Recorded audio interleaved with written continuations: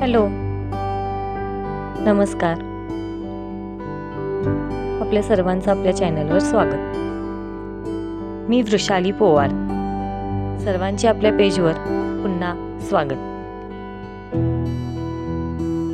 आपली आजची कथा आहे एका अशा बायकोची जी स्वतः मरणाच्या दारात उभी असताना देखील तिच्या नवऱ्यावर असणाऱ्या फक्त नवऱ्यावरच्या अफाट प्रेमापोटी त्याचा धोकेबाज स्वभाव सहन करते.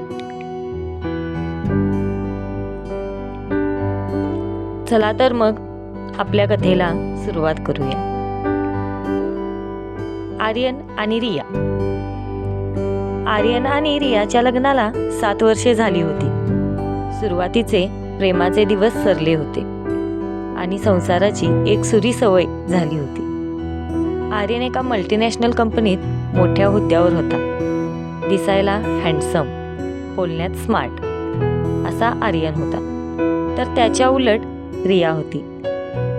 लग्नाआधीची ती चंचल मॉडर्न रिया आता घर संसारात पूर्णपणे विरघळून गेली होती. तिचं वजन वाढलं होतं, चेहऱ्यावरचं तेज कमी झालं होतं. आर्यनला आता रिया बोरिंग वाटू लागली होती. त्याला तिच्या अंगातून येणारा मसाल्यांचा आणि स्वयंपाकाचा वास नकोसा झाला होता. आणि याच वेळी आर्यनच्या आयुष्यात सानिया आली. ऑफिसमधली एक तरुण ग्लॅमरस कली. सानियाच्या अंगातून येणारा महागड्या परफ्यूमचा वास आर्यनला वेड लावत होता. हळूहळू आर्यन बदलला. ऑफिसच्या नावाखाली उशीर होऊ लागला. बिझनेस ट्रिप्स वाढल्या. रिया बिचारी रात्री उशिरापर्यंत जेवण घेऊन त्याची वाट बघत बसून राहायची. आर्यन आला की तो चिडून म्हणायचा, "तू का जागत बसतेस? मला भूक नाहीये. मी बाहेरच खाऊन आलोय." रिया काहीच बोलत नसे.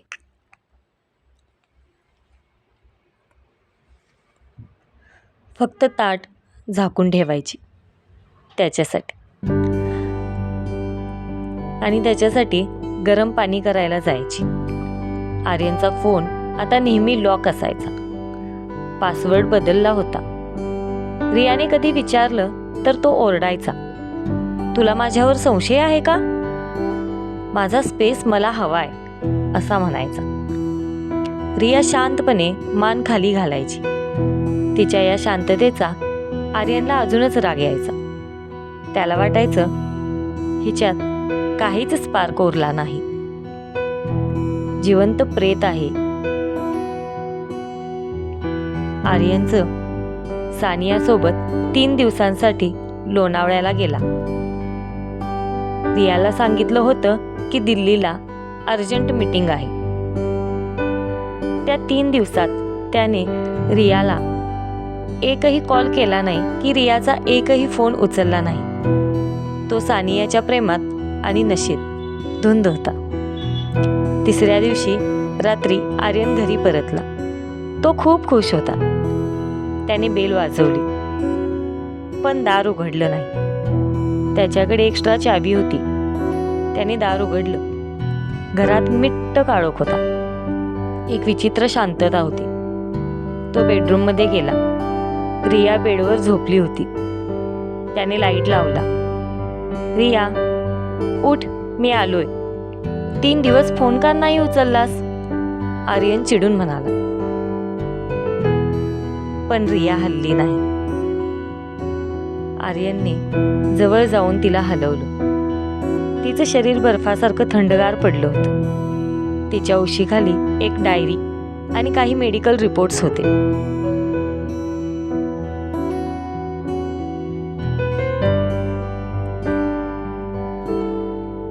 आर्यनच्या काळजात धस्स झालं. त्याने ते रिपोर्ट्स पाहिले. Stage 4 brain tumour. Last stage cancer.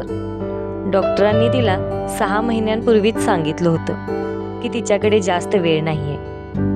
आर्यनचे हात थरथरू लागले. त्याने ती डायरी उघडली. शेवटच्या पानावरचं लिखाण वाचताना त्याचे डोळे पाणावले. प्रिय आर्यन, आज तू दिल्लीला कंसात मला माहीत आहे तू लोणावळ्याला गेला आहेस कंस पूर्ण निघून गेलास.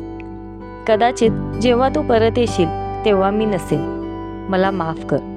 मी तुला गेल्या 6 महिन्यांपासून माझ्या आजाराबद्दल सांगितलं नाही. डॉक्टरांनी जेव्हा सांगितलं की माझ्याकडे वेळ कमी आहे तेव्हा मला खूप भीती वाटली. नाही, मरणाची नाही, तुला एकटेपणाची भीती वाटली. मला माहीत होतं तुझं आणि सानियाचं अफेअर चालू आहे. तुझ्या शर्टवरचा तिचा परफ्यूम, फोनवरचे ते लपवलेले मेसेजेस, मला सगळं समजत होतं रे. बायको आहे मी. नवऱ्याचा बदललेला स्पर्श आणि नजर लगेच ओळखते. सुरुवातीला खूप रडले, भांडणार होते तुझ्याशी, पण मग विचार केला मी तर जाणारच आहे. जर तुला सानियासोबत सुख मिळत असेल तर मी तुझ्या आनंदात अडथळा का बनू? म्हणून मी गप्प राहिले. तुझ्याशी भांडले नाही, तुझ्या उशिरा येण्यावर प्रश्न विचारले नाही. मला वाटलं माझ्या असण्यापेक्षा माझं नसणं तुला जास्त सोयीचं जाईल. माझे केस गळत होते म्हणून मी विस्केटलेली राहायचे. केमोथेरपीमुळे माझं रूप गेलं होतं म्हणून मी तुला बोरिंग वाटायचे. माझ्या औषधांचा वास तुला नकोसा वाटायचा हे मला कळायचं. म्हणून तू जवळ आलास की मीच दूर व्हायचे. आर्यन, तू सुखी राहा. सानियाशी लग्न कर. फक्त एक विनंती आहे, कधीतरी माझ्या फोटोकडे बघून एकदा मनापासून हस, म्हणजे माझ्या आत्म्याला शांती मिळेल. तुझीच बोरिंग रिया. डायरी हातातून गळून पडली. आर्यनने रियाच्या मृतदेहावर डोकं ठेवून हंबरडा फोडला. ज्या बायकोला तो जिवंत प्रेत समजत होता ती स्वतःच्या मृत्यूच्या दारात उभी असतानाही फक्त त्याच्या सुखाचा विचार करत होती. तिने स्वतःचं मरण लपवलं फक्त यासाठी की आर्यनला गिल्ट, अपराधबोध फील होऊ नये. आज आर्यनकडे सानिया होती, पैसा होता, सगळं होतं, पण निस्वार्थ प्रेम करणारी ती रिया आता कधीच परत येणार नव्हती. त्याच्या विश्वासघाताचं ओझं आता त्याला आयुष्यभर वहावं लागणार होतं. कधीकधी जोडीदाराची शांतता म्हणजे त्यांचा बावळटपणा नसतो, तर ते खूप मोठं वादळ शमवून बसलेले असतात. तुमच्या जोडीदाराला गृहीत धरू नका. बाहेरच्या सौंदर्याच्या मोहात पडून घरातल्या लक्ष्मीला दुखवू नका, कारण एकदा वेळ निघून गेली की फक्त पश्चाताप उरतो. फक्त आणि फक्त पश्चाताप उरतो. का असं होतं? बायका आपल्या नवऱ्याकडे बघून सगळं आपलं आयुष्य अर्पण करतात आणि त्यांच्या वाट्याला असं दुःख येतं. आपली कथा आवडली असल्यास लाईक करा आणि अशाच कथा वाचण्यासाठी आपल्या चॅनलला शेअर आणि सबस्क्राईब नक्की करा. थँक्यू.